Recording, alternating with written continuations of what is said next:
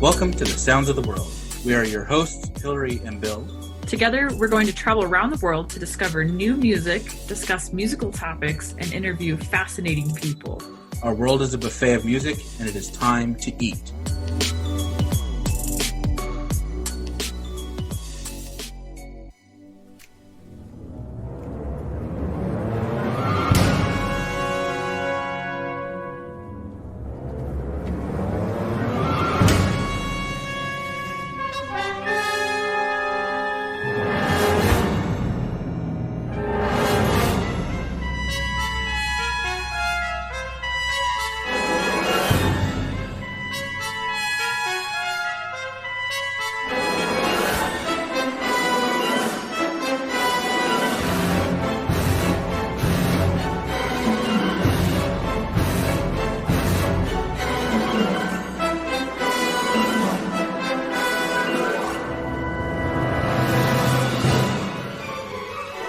All right, welcome back. Today we traveled back to America for this episode with an interview with a young up-and-coming composer from North Carolina. He began composing music at 8 and just graduated from the North Carolina School for the Arts, where he made some seriously big waves with his music and artistry while studying with Lawrence Dillon. He began his first year of college at Juilliard this year and has many, many accomplishments.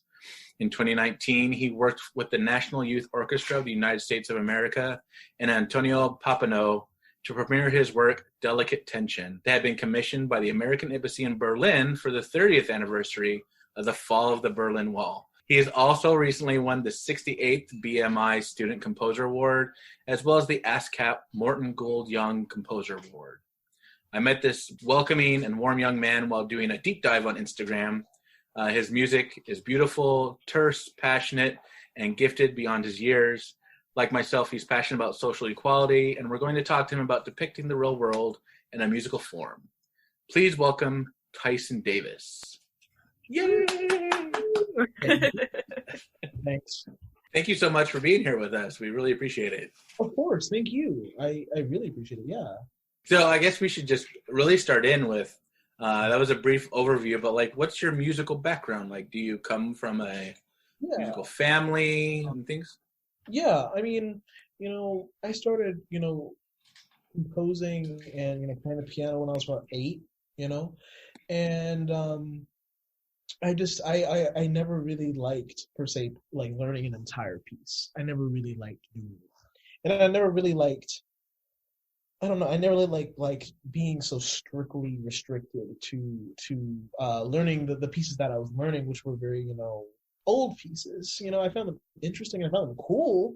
I liked the music, but like, I think I always found that there was something missing. I always felt like with when it came to piano. And I also had a very conservative teacher, relatively, so. Then I just started really started like improvising on the pieces that I was working on, secretly, I guess.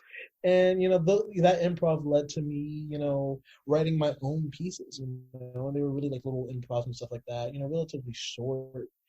And I just continued to do it, and I got more obsessed with it, and more and more passionate about it, and so. Eventually, I joined the middle school orchestra. I was about, I guess I would have been 11 at the time, and I joined the middle school orchestra playing cello and eventually bass, because I really wanted to learn how to write for strings, because I really had no clue how to write for strings. And I did that, and it was extremely helpful, and I was writing pieces like every week, over and over again, and eventually that led me to UNTSA. That I heard about it from a couple people when I was in middle school. And I applied my 8th grade year and I got in, and I stayed there for 4 years until I graduated.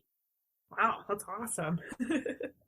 Thanks. I feel like composers have, there's always, I feel like, I don't know if it's something just about being a composer, it's where you sit down and you're playing a piece, you're learning the piano, you just go, something's wrong. Like I was identifying with you when you were saying that. I'm like, I've heard a few composers say that. I just think that's a funny thing that like, it's like your brain just goes, no, you know what? I have a better idea. Or not, maybe not better. But you're like, no, it should go this way. This is how this should end.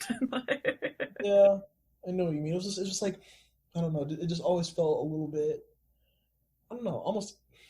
I mean, the rep of piano and that conservatism that comes with piano playing, especially at the beginning of your piano Oh career. yeah. You know, it was just a little too. It felt a little off. You know, Mhm. so Yeah, I always like the parts where it felt like the piece was really building up, Yeah. and then it kind of went back, whether it was in sonata form or whatever. It went back to what it was supposed to talk about, and I was just like, no, let's keep it going. Let's keep that going. I like that. yeah, develop. To continue, yeah. I always like to rack up the tension really high. Yeah. And so you played piano first? I did. I started playing piano when I was about 8 or 9. I was really interested in doing it. I really wanted to do it. I don't come from that much of a musical family. You know, my mom, was forced by her parents to take piano lessons when she was a kid, and she saw that I was interested in it, so she helped me out with that.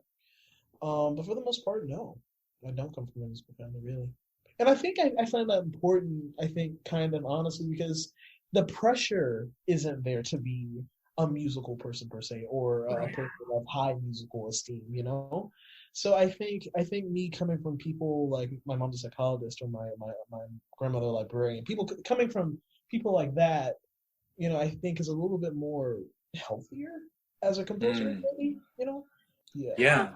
That's a beautiful perspective because I think sometimes it's easy to think like, oh, I didn't grow up in this industry, so I don't have a shot at this. So I think that's a really beautiful way to look at that. Just saying like, no, there's no pressure. I can kind of go out and do my own thing. I can improv on these pieces. I can do this. Yeah, and I used to feel that way. I really used to feel that way when I was, in middle school. But I think if I really thought about it, I think coming from that angle was more helpful than not, I think, Yeah, honestly. Yeah. I like that. So did you grow up listening to a lot of different kinds of music, or Yeah. because like when I was a kid, my mom listened mostly to either classical music like Mahler and the Romantics, or Led Zeppelin and I can relate. the '70s rock music and things. Uh, There's like not much in between. So yeah, no, my mom basically grew up listening to the stuff that she grew up listening to. I mean, she was born in 1967, so she listened to a lot of, soul and a lot of 70s and 80s soul and Marvin Gaye and stuff like that. And so, and I thought it was really cool, yeah, but I think she really thought that it was a great idea that I branched out into other genres and other things that I was interested in individually because I really liked I remember I really really liked Tchaikovsky the first mm, time I heard Tchaikovsky. That wasn't Nutcracker, I think it was like I think it was like a string quartet he wrote. I think it's an E flat minor or E flat major or something like that. But I just remember being really taken back by this music and the expressivity of this music and what it was achieving because I mean I didn't know it at the time, but I feel like I was I was born into a generation that has so much um, non-acoustic instruments in the music. Not that I think that's a problem per se, but I think it was an important contrast, and a contrast that was needed for me. Yeah, absolutely. yeah. So with your improvisation, did you that help push you into composing? Like you took your Really good. little Yeah. improvisations and wrote them down, or Yeah, I did. Yeah. I mean, my mom got me some staff paper, and so and I was always intrigued by like the idea of notation too. I always found that interesting how you could convey concrete how you could convey at the abstract into concrete things like a crescendo to get louder, with hairpins and something like that. So I used to really have like an idea or a motive, and I would just stick with it, and then I just have to write it down. um yeah.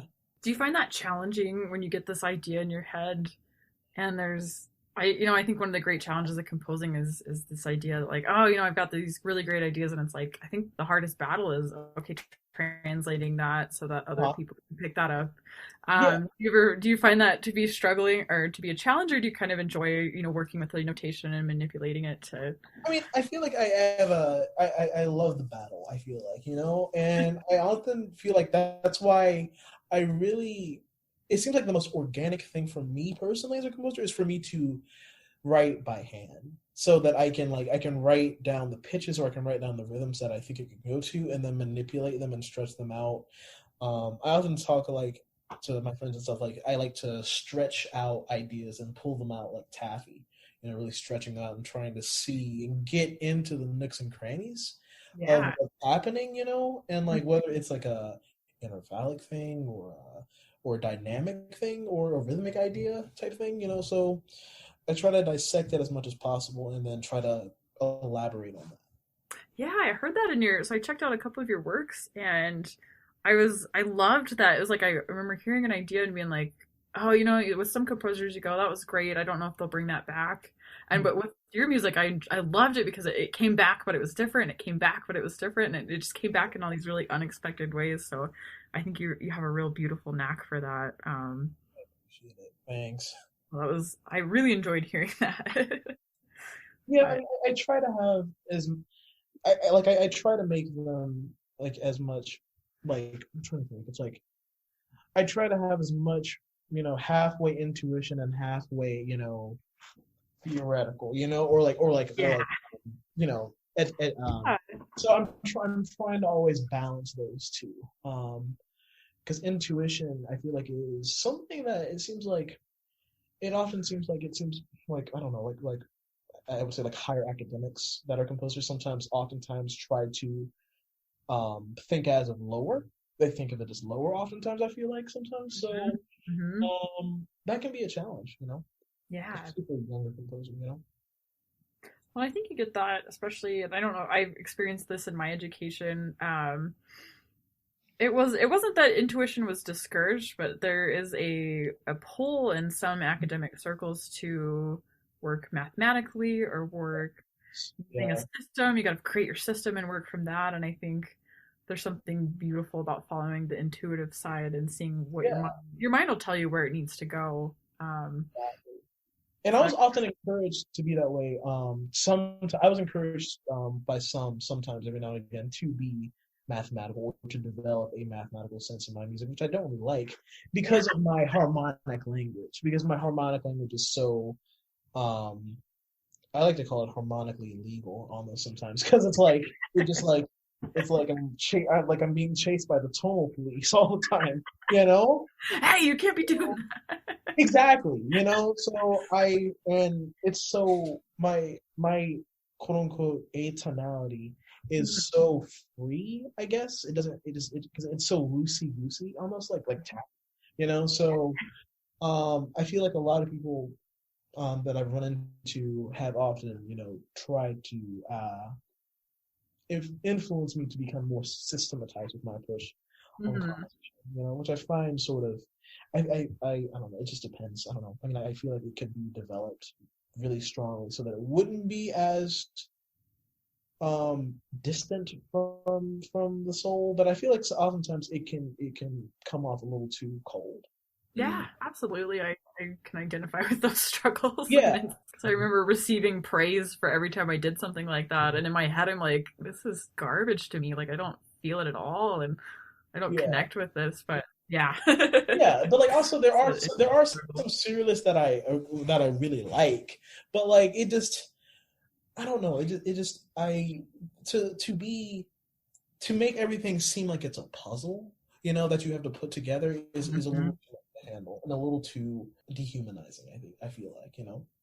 Yeah, and I think like Webern's my jam, but it's like when you start in Berg, like when you start dissecting that, it's like it feels intuitive when you listen to some of those works, and it's like Yeah, if it's not intuitive to me, I don't know if I need to be pursuing this. I agree.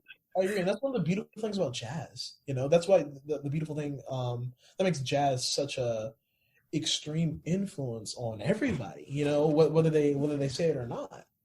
So have you grown up playing jazz, or do you like to listen to a lot of jazz, or? I listen to a lot of jazz, but I have never played jazz. I have never really performed that much. I guess you could call me like Benjamin Britten said, like a nervous pianist. So like no, I have not. But I am very much influenced by everything really that I listen to. But I listen to a lot of jazz. I feel like everything that I get my ears on is an influence, and I don't like to solely say that classical music is an influence solely, or only classical composers are an influence, because I don't agree with that. Really? No, I don't. No, I think that I can be as influenced by Miles Davis as much as I can be influenced by Beethoven. I feel like, and I feel like that. I don't know. It's like the conservatism in conservatories, or the conservatism in classical music, can often make someone feel inadequate if they say that. Mm-hmm. Um, Yeah. exactly, and it's like, I don't know. And being at a conservatory, as we know, that can be a challenge. Yeah.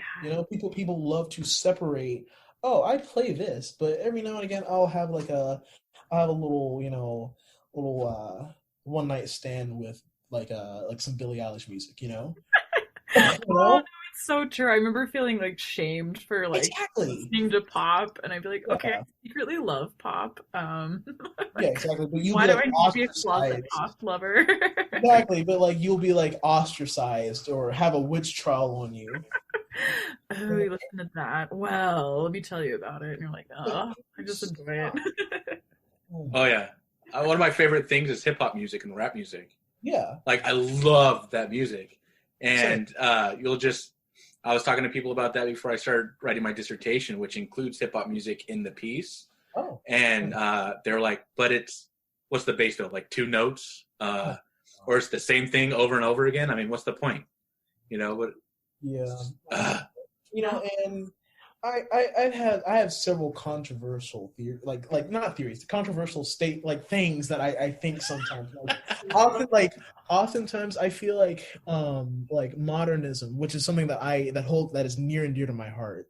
Like people like Carter and mm-hmm. Henson, these wild freaking guys. Like these guys were like freaking, I don't even know, like just aliens compared to like the traditional classical composers. I feel like modernism is much more related to pop music than the traditional classical music that we listen to. Right. And as far as what it's emotionally trying to achieve, I feel like, which is something that I hold really strongly in my artistic philosophy. That music or art in general, should be like a reflection of society according to what I produce or what I make.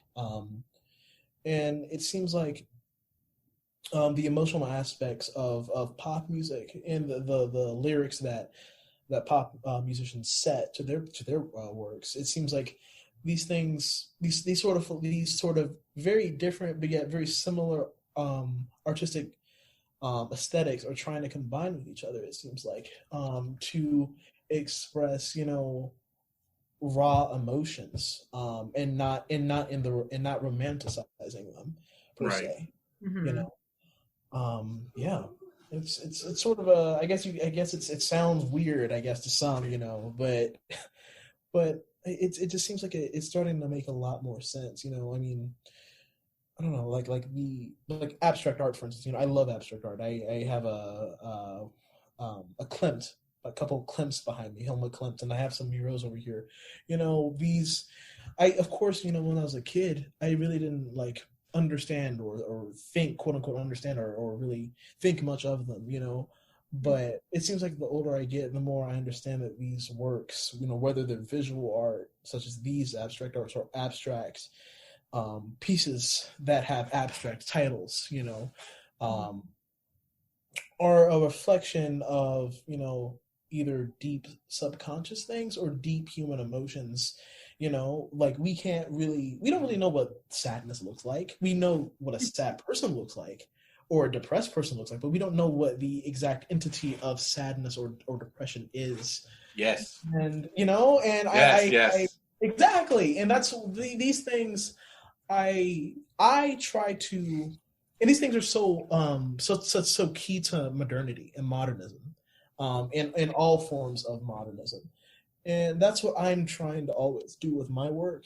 And I feel like that's definitely what the abstract expressionists that I love, like Miro or Klimt, or Kandinsky, were trying to do.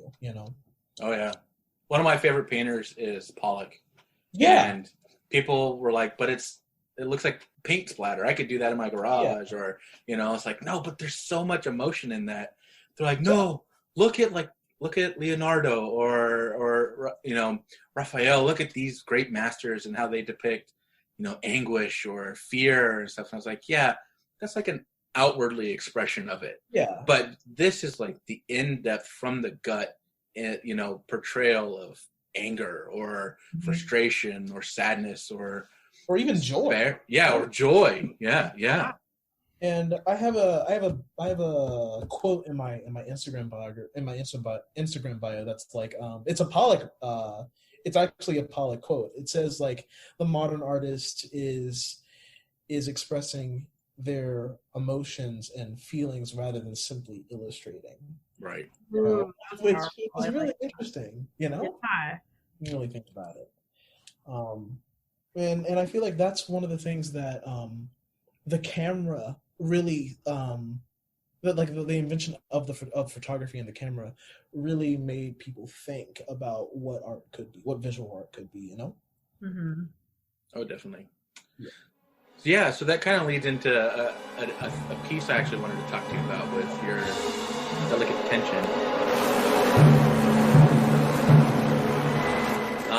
which is based on a Kandinsky painting with the same title. How did you look at that and then pull from that your musical ideas and the piece itself?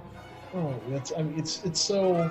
I mean, from everything from how he set up the canvas to how specifically he got with the colors, and how I notice, how every single yellow is or every single color is every time it's repeated, it's slightly different. There's a dark yellow over here and a slightly, brighter yellow, to the right. And the geometric shapes of the painting, like the very extremely sharp angles and gestures, I don't know, they sort of were transcribed musically, I guess you could say, to sort of conform to the adjectives that I was thinking, or like the adjectives that I thought of when I thought of the painting.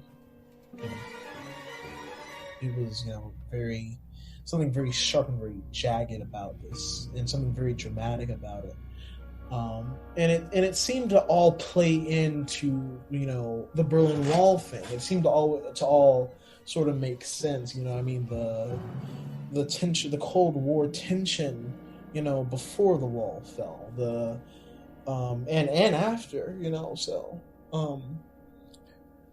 and the anguish behind, these two superpowers. So I feel like they all sort of merged together in a perfect way for me, just to make it work for this particular situation.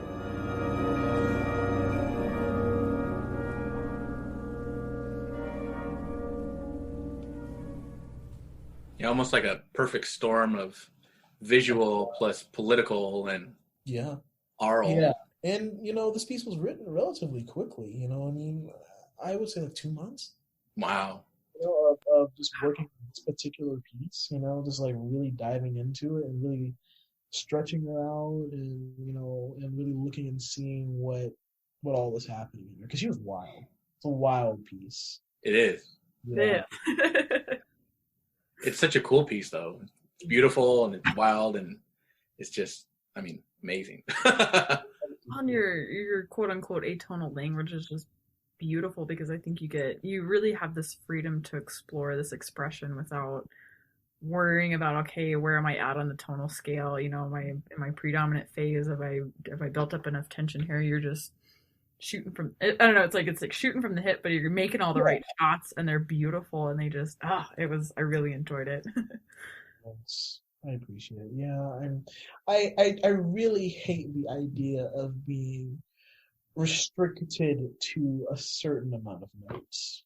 you Mhm. know, when, and that's another thing, I remember learning about in music history how in the Baroque era, the composers would like to portray one particular emotion in their piece, Mhm. one particular affect in the piece, and how it's progressed more and more now. So it seems like it makes sense to not per se have that when at least with my works, like I'm trying to create this sort of um almost abruptness when it comes to emotions sometimes, and changes of the mood, and that is something that's so seemingly organic to us.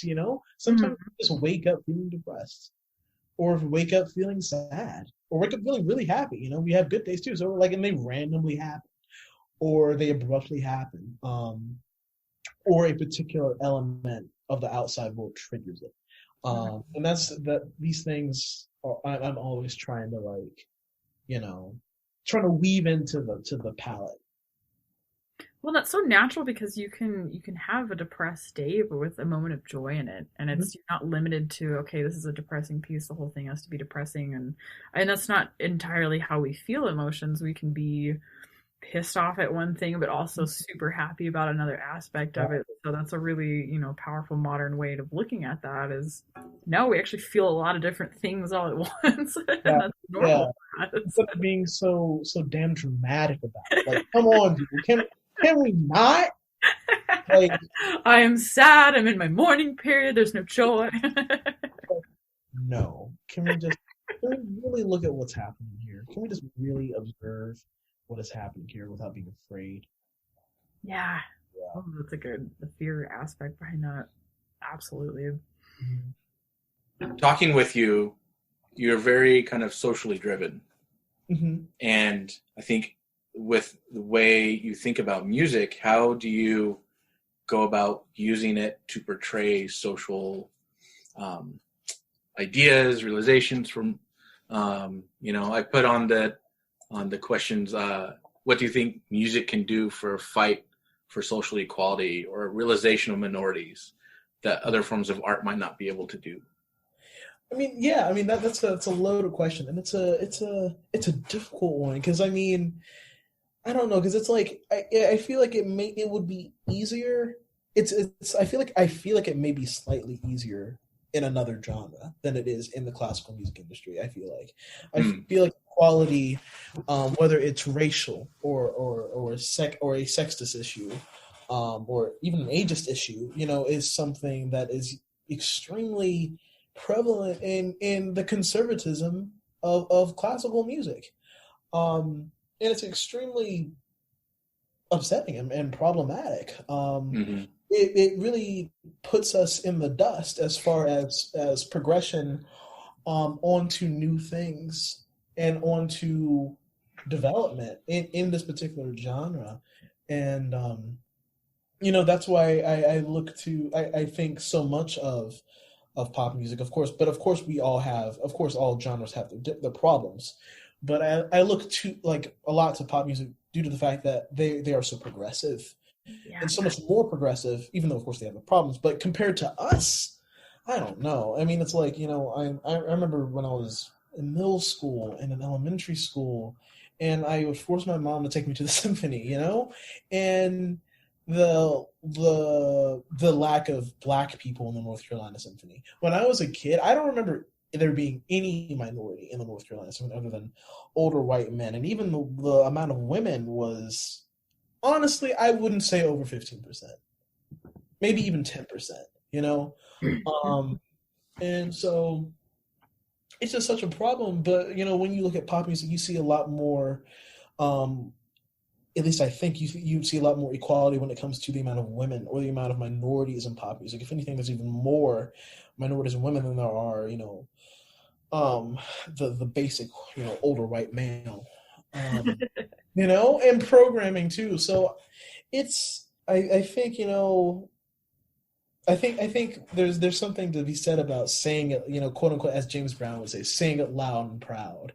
Saying something really, um, not per se in a literal sense loud, but I mean it could be, in classical music, to really get yourself grounded as an artist. And I think, me reflecting and me trying to reflect problems and chaos or wild emotional states in my music about society. I think it's attempting to really like allow the audience or even the orchestra to really look at themselves in the mirror. And I feel like that's what a lot of contemporary music does. I think a lot of it is forcing, especially I feel like modernity, because it's really a slap in the face, a cold hard slap in the face sometimes too, to really look at yourself as who you are. And I feel like may be the reason why it's so difficult for people to appreciate abstraction, because it is so. It's almost it's about so many things that it becomes so less concrete, and so much it has so many deep, profound things in it that it becomes so abstract. Yeah. And I think listening in the quote in particular, it puts us in the dust. I think, classical music, as you look over the years, has always lagged like horribly behind its other contemporaries like art and dance. I mean, they're always light years ahead of us. So it makes sense that classical music is like, oh, shoot, everyone's going up the ladder. Should I go too? But it's exciting to talk with young composers and to know, like, yes, we're thinking about this thing. This is horrible, and we want to change it, and we want to express this, and we want to pull ourselves forward. So it's just exciting to, hear somebody so fired up about this and be like, no, we're bringing it. We're going up the ladder too. Everybody's coming. Get your ass. We're going. Yeah, it's like we're light years behind, and there's just so much, like the lack of wanting to open their ears. Oftentimes there are older audience members, as we know, the majority, 80% of the audience, if not more, at the New York Phil or at whatever large orchestra organization, that are so reluctant to listen to something new and to have a new experience other than just being comfortable. People are so uncomfortable with the thought of being uncomfortable that they can't seem to challenge themselves out of their own fear. Play Beethoven 5 again. No. I'll lose my mind. I'll lose my mind. I don't think I'll ever be able to sit down and hear that again. No, and it's true. I think especially when there's this bridge, I think that happens when, especially classical, because I feel like sometimes it can be so far removed from, it's like pop. You can go to talk to anybody about pop music and they'll be like, oh yeah, I've heard that, or they'll have some comment for it. But classical is so obscure. It's in the next room. It's not only in the next room, it's in the closet and it's under the cupboard and deep down, and that's where all of us nerds hang out. But so it's hard to pull that forward and shine some light on that when you don't have as been aware of it in the next room.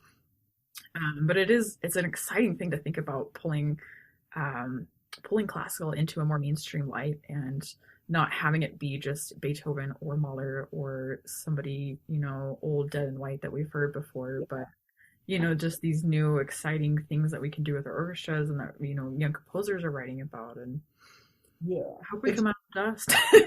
Yeah, it is. It's like, some people are so afraid, organizations, large organizations, and even small organizations in classical music are so afraid to take a risk with their audience, so that they baby them.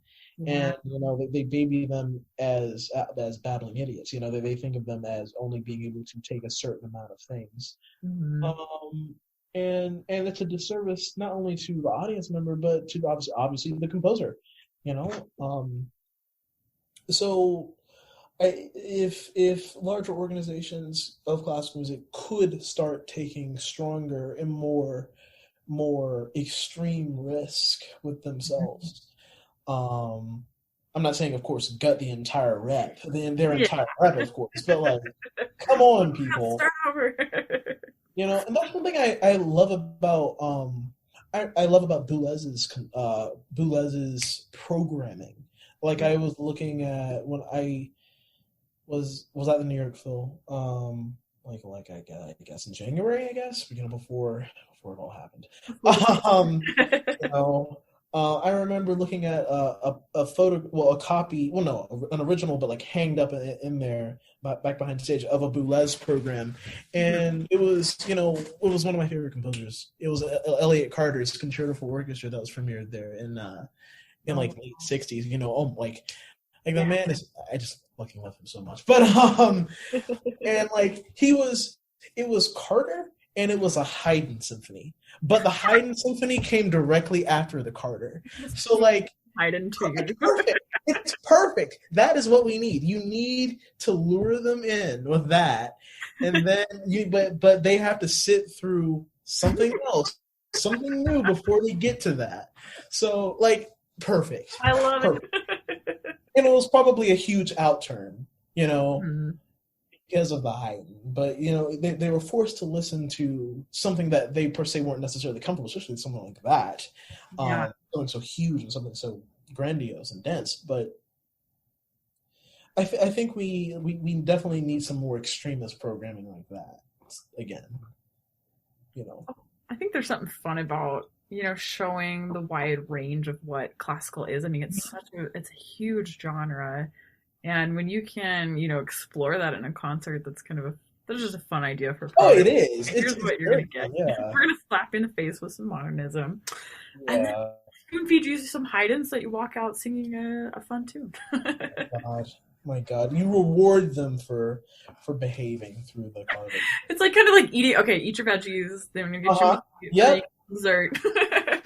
It's your daily dose of realism. Your 15 minutes of, what was that in 1984? That's one of my favorite books. 15 minutes of hate. I don't know. It's like yeah. Something like that. I don't know. I just really wish that more of these organizations would be braver.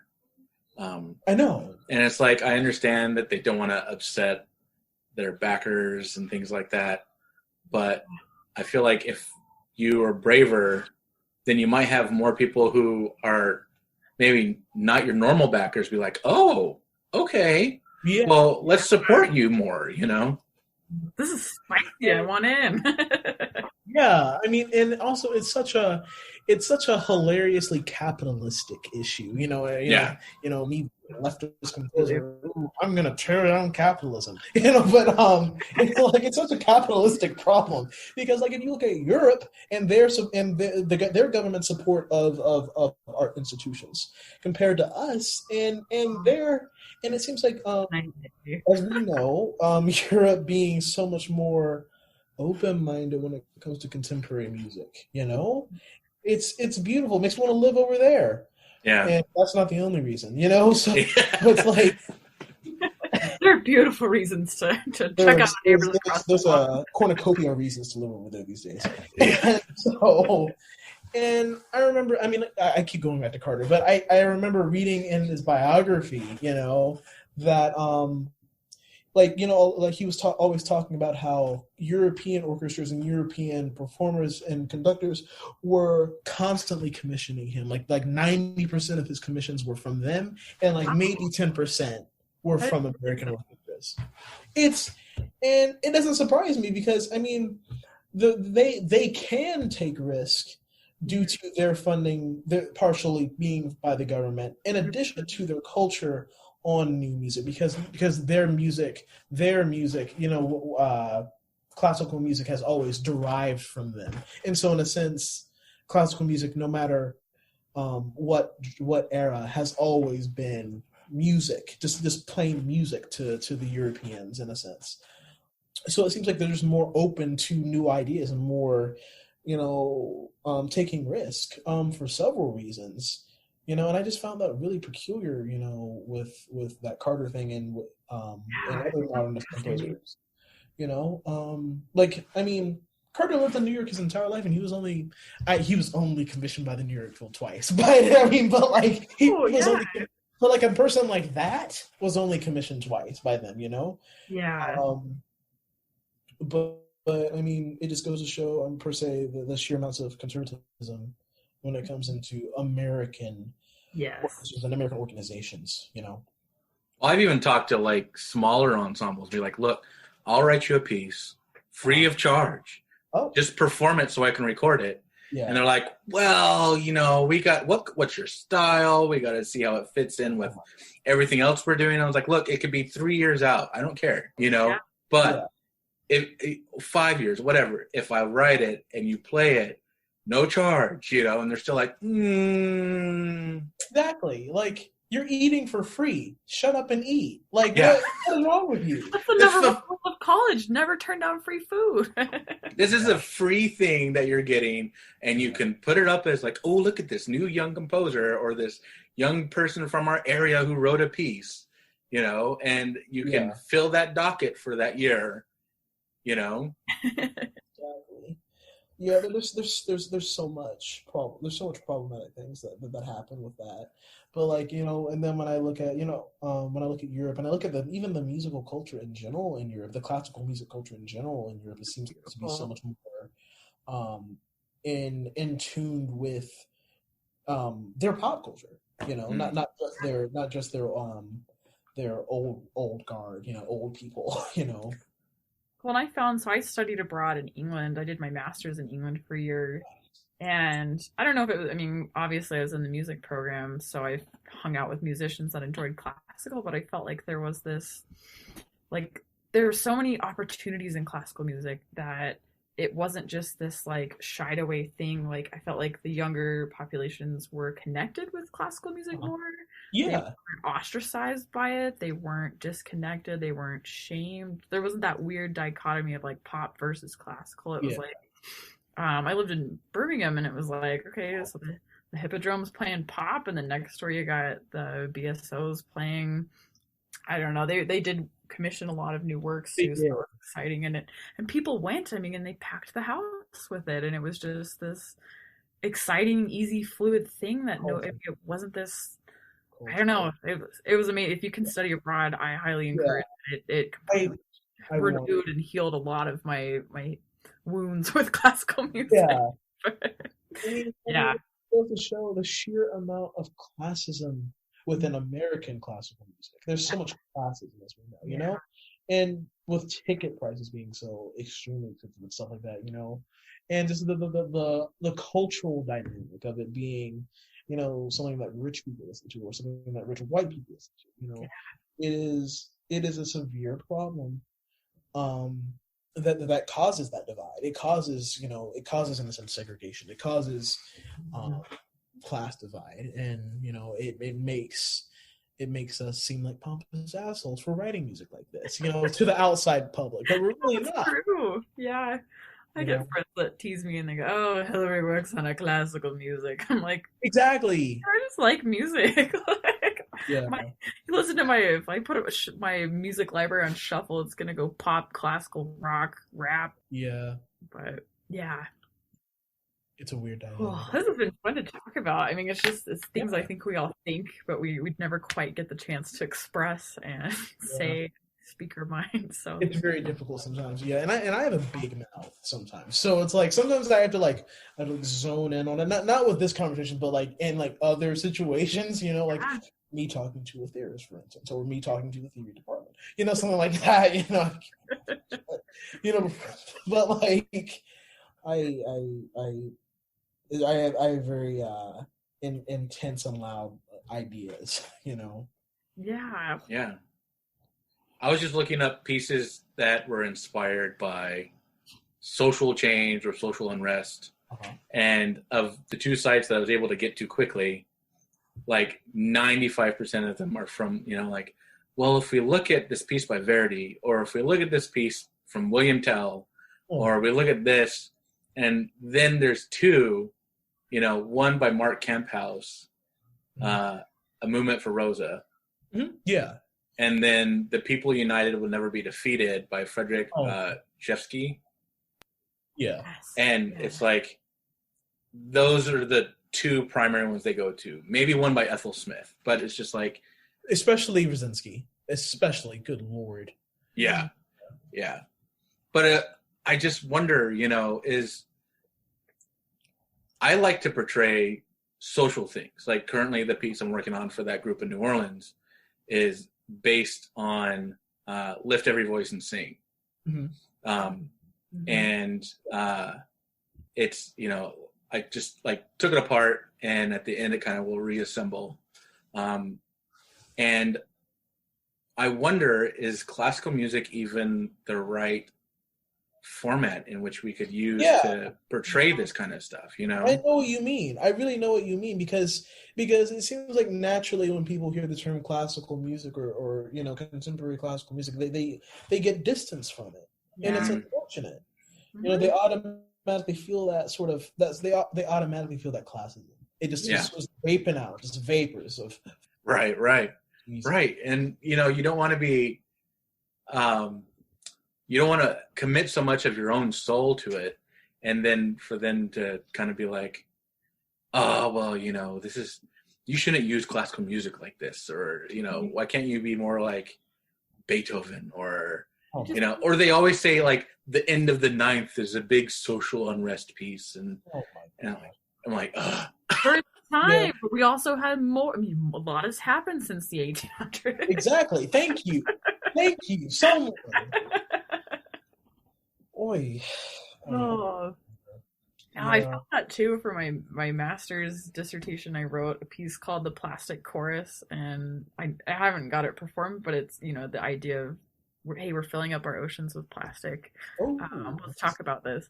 But I think about that too because I'm like, I don't even know how to hand this to somebody. I don't know, like, I'm, you know, battling whatever I am to put my music out anyways. But I think about that because I'm like, you know, if this was a rock song, this would be easy. You could record it, throw it on YouTube, get a video, you know, like, but with classical, it's like, okay, it's a huge deal to get, okay, now I've got to get performers. I got to see if I can get a recording of this. And then once I do that, is the genre itself going to put people off immediately from it? I don't want to listen to choral work. I don't know choral work. I don't identify with it, but if the Red Hot Chili Peppers sang this song, it would be a way different thing. Yeah, it's a challenge. I don't know. There's so much. There's so many problems and questions, you know. And it's like with me, I've lately, you know, over the last year or so, whether consciously or not, you know, it's kind of both with me. You know, I've been really battling, you know, whether to have, you know, whether my titles, you know, titles of pieces, whether they should be abstract titles, because you know, because of the work's qualities itself. Because per se, with my music, it's not per se about one particular thing or one particular concrete idea, you know. So oftentimes I struggle to think whether it per se needs a title. That's why I like that Tableau series, for instance. The term tableau in general, you know, means scene.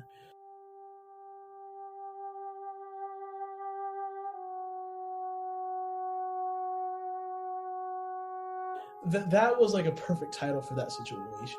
You know, it was a perfect title for an expressive piece. You know, for something that was expressing several different emotions.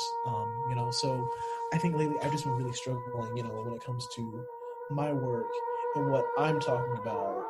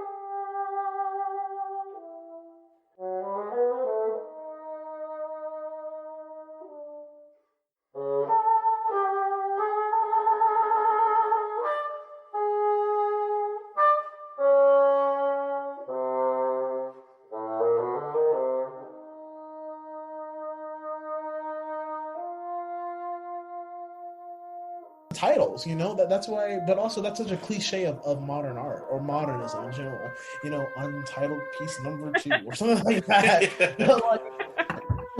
So like it really, it kind of really makes sense. So I don't know, but I really hate that idea of calling something untitled. I remember my professor being like, "Nope, give it a name." It's like, damn it, okay. Yeah, and also with a lot of new music ensembles are almost insistent to something having a concrete title, or insistent to have something be about a particular concrete entity. So I don't know. That seems like it's a big challenge for me that I've been thinking about a lot. I don't know. Yeah, same here. Like I don't know. I never really know how to title a piece, and the only one that ever like really came to me was when I wrote my dissertation piece, but that was because it was inspired by a poem, Mm-hmm. So it was like I just took the poem's title, I didn't even think of the title. Yeah. Which works, and it's like music itself, whether the composer says this is about this particular thing or not, it yes, may very well be about that, yes, but also there's so many other influences outside of that as well, that it, for me personally, and that's such a modernist thing to be naturally abstract, because there's so many things that are going on within a piece emotionally, or how many things it's about. Right. Mm-hmm. Right. And what's awful too is that if you write a piece a certain title and then it gets pigeonholed. Yeah. And so now you're stuck with this piece that might not get played as much because of the title. Whereas if you had given it a different title, people were like, "Oh, play that every time," Exactly. Like I don't know. There has to be some sort of yin and yang, but calling something, I see Carter piece right there, Symphonia. Carter's Symphonia. It's like literally right there. But but like these things, like these titles, they sort of just really make sense, but people see it as being overly pretentious. And that's such a cliche of modern art, or being overly or having too much of a title. I don't know. So yeah. I have no clue what I'm going to do here. I don't know. Yeah, and I always wonder if maybe the band world is better equipped for that. Mm-hmm. They always seem to be more welcoming when it comes to maybe confrontational titles. So like Apotheosis for Wind Ensemble. Oh yeah, Apotheosis of This Earth. Yeah, by Karel Husa. Yeah. Yeah, my God. He actually died from the town over from, his family for some reason, they settled in the town in Raleigh, back in North Carolina. He died at my best friend's town. Wow. So, funny. But yeah, I know what you mean about that. Yeah, Husa is amazing. I've always been kind of inspired by him. Yeah. I heard that piece when I was taking a master's class in was it like wind band literature, because I was just like, I don't know much, I'm so used to Holst and Granger, and so, and then they were like, listen to this one. I was just like, whoa, this is so cool. You can make those sounds out of a wind ensemble. Yeah, he's amazing. But yeah, I know what you mean about those titles though. Yeah, it's like, I don't know. He seemed like he did it really well as far as that. It was right in between, but that sort of abstraction and concreteness. Mm-hmm. It seems like music in general, or art in general, is always a battle between the abstract and the concrete. Okay, so I kind of have I don't know if this is going to pivot in a weird direction, but what would your dream concert program live, or go hear it live? That's I feel like some Carter's going to be in there. Yeah, I would say so. It's like, are we talking orchestra here, or just any particular ensemble? Or anything, you could have choir, you could turn around, pivot to an orchestra, maybe a pop song would show up. That's so cool. It's like, I don't know. Or what would you hope to feel? I guess what would I hope to feel? Yeah. With me, I would hope to see, a mirror image of our world personally. I feel that the art that truly speaks to me is something that reflects what the times are being. Not the times of the past, not the times per se, not per se the times of the future, but maybe of what we think the future may be in our present world. But something that does not sugarcoat society, that does not romanticize, grandiosely romanticize society out of proportion. Something that really, I don't know. You know what I mean? It just like really examines what is there and takes it and interprets it for what it really is. Yeah, because I don't know. It seems like lately more and more it seems like a lot of traditional classical music is not speaking to me as much. It's not really speaking to me on that scale that I once thought of it as, and another thing with classical musicians, especially like conservators, people love to throw around the term beautiful constantly over and over again, and we all do it, so, but like music can be so much more than just this one particular thing. And, and oftentimes beauty in our society can be very superficial, Right. So what does this person mean by beauty? Do they mean the societal standards of beauty, or do they mean the organic side of beauty? Which do we even really understand, because we've been so filtered out by societal standards. So I don't know. It's like, no, that's a beautiful sentiment. Like, yeah, I think so often when we get to hear, like, I don't know, I keep throwing Beethoven around. I'm throwing him under the bus today. But when we go hear Beethoven, okay, so that was a reflection of society, 1836 or whenever he wrote that, or so I think I really like that idea of being presented with what's out there right now, and there's the interpretation of, wow, that was beautiful, or then we can dive into what was beautiful to ourselves as we're listening to it. But I dig that. I really like that idea. Thanks. Absolutely.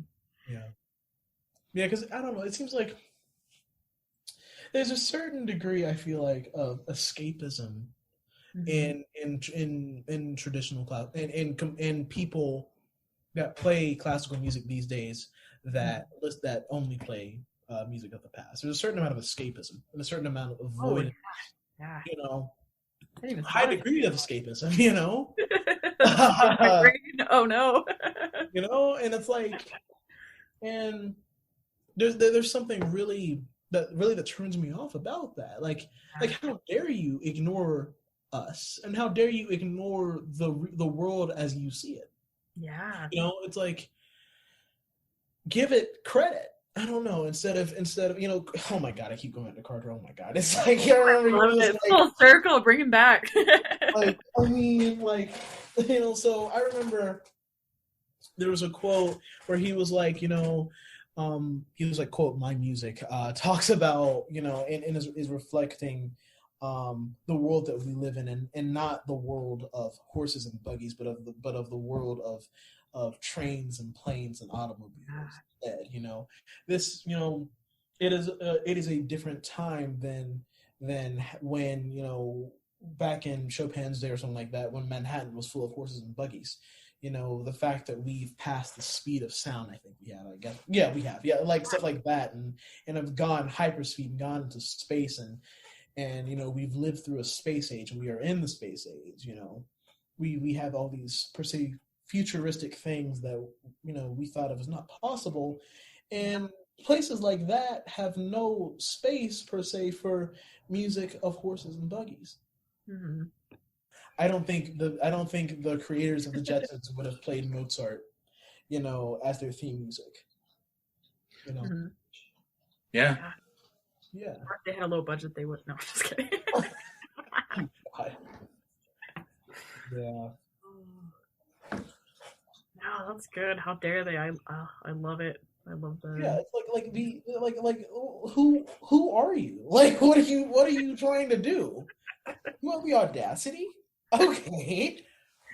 Well, and there's something comfortable about it is dialing it back, but when you're a minority and you think back to, okay, well, what would somebody in my shoes been doing in that age, and you start to get real uncomfortable real like, You know, Yeah. it's funny. I have mostly black ancestry, of course, but I have a relatively, an oddly, relatively sizable portion of me that is also part German Jewish and part Native American. And so it's like all these people are coming together, and it's like a person filled with genocidal, like there's so many genocidal, Very true. oppressed people on all sides. Yeah. Yeah. This has been amazing chatting with you, and Thanks. I love getting fired up about this stuff. It warms my heart to get to have these hard conversations when we're not always able to have them on. This probably wouldn't have gone well on social media. But face to face, getting to talk, it's just beautiful, and I think the world Thank you. for more of this. So thank you. Of course. I enjoy this a lot. Yeah, this is very refreshing. It's like, oftentimes like high key. Sometimes I find it really annoying to talk to composers. Sometimes, some of them. Bless their hearts, we're nerds. Or like other classical musicians. Oftentimes I feel like there's some. I feel like I would rather talk to a pop musician, more than a classical musician most times. But this is a lot better, than what oftentimes I stereotype classical musicians as being, Mm-hmm. Absolutely. So great.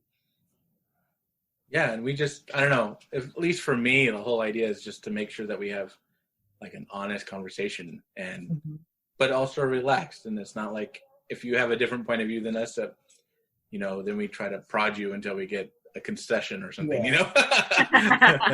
Yeah. No, this is an eye-opening. I just enjoy breaking my brain, thinking, "Oh shit, I've never thought of it like that." Oh, now I got to look in the mirror. So we all should always be reflecting. It's like my mom low-key encourages me to get tattoos. It's like she's a really bad influence sometimes, but Love it. I feel like if I were to get a tattoo, I would say something like, something like on my arm, like always reflect, or something like that. Whether it was musical, whether I meant it musically or on myself, Ah. Yeah. So, Yeah, that's definitely the opposite. Usually it's don't put anything on your body. it's so weird. I love it. No, I love it. Well, there's expression with that as well. Mhm. And I think it's beautiful. I mean, when I got my first tattoo, it was with money I got from my grandmother. Oh, nice. And Yes, my I didn't know mom, this. yeah, and my mom was just like, "You got a tattoo? You need to tell your grandma." And I was like, "Oh, okay, crap," because she's this little Southern woman from Florida, Oh, And so I call her up and I'm like, "Hey," she's like, "What'd you do with my birthday money?" And she doesn't say bill because her thick accent. She says bail. Oh, And, yeah. and I was like, "Well, I got a tattoo," and she's like, "What?" And I was like, "I got a tattoo," but I told her all about it. And she's like, "Well, I don't think I've ever told you this, but I actually have a subscription to a tattoo magazine." And I was like, "What?" Wow. What?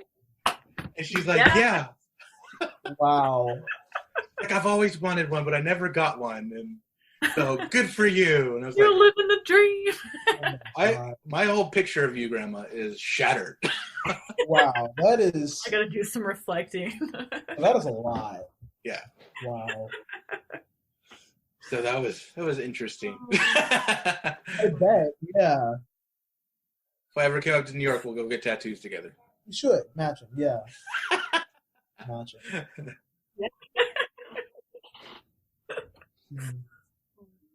No, thank you so much for sitting down with us. This has been such a fun conversation. I feel like I wrote down like a dozen quotes at least that I'm like, okay, I need to go think about these. So thank you so much for your perspective. And this was just so much fun to talk to you. Oh, definitely. So yeah, thank you so much for being on. We really appreciate it. And it was great talking with you.